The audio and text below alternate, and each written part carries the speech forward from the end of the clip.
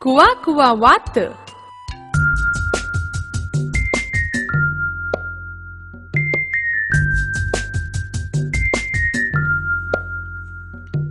குவா குவா வாத்து, குள்ளமணி வாத்து, மெல்ல உடலை சாய்த்து மேலும் கீழும் பார்த்து செல்லமாக நடக்கும் சின்ன மணி வாத்து.